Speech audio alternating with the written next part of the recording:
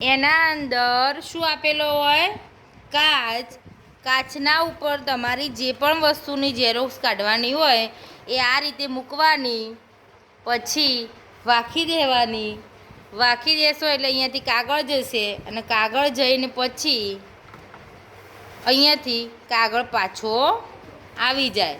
એના અંદર શું થશે? તમારી ઝેરોક્ષ થઈને પાછું આવી જશે. બરાબર?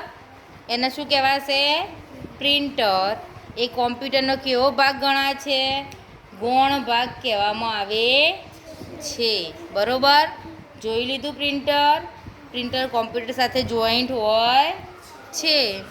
બીજા નંબરમાં આપણે જોઈશું કે કોમ્પ્યુટરનો ગૌણ ભાગ સ્કેનર. જોયું? આને શું કહેવાશે? શું કહેવાય? શું કહેવાય? એના અંદર શું આપેલું હોય? કાચ આપેલું છે. કાચના અંદર શું હોય? ઉપર તમે કોઈ પણ જાતની વસ્તુ મૂકો એટલે અંદર નીચેની પ્રક્રિયા થઈ અને સ્કેન થઈને તમારા કોમ્પ્યુટરના અંદર જોવા મળે છે. બરાબર? પ્રિન્ટરથી કોમ્પ્યુટરના અંદર બહાર પ્રિન્ટ કાઢી શકાય અને સ્કેનરથી શું કરી શકાય? કોઈ પણ વસ્તુનો અંદર લઈ અને એનાથી કોમ્પ્યુટરના અંદર જોઈ શકાય. બરાબર? જોઈ લીધું? આપણા પાઠના અંદર આવે ભાઈ પ્રિન્ટર ને સ્કેનર? જોવા મળ્યું આપણને?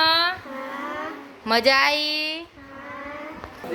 ચલો આપણે આ પેજની હવે શું કરીશું? ઝેરોક્ષ કાઢીશું. અંદર મૂકવાનું, પ્રિન્ટરના અંદર બુક મૂકી આગળની પ્રોસેસ થાય. જુઓ.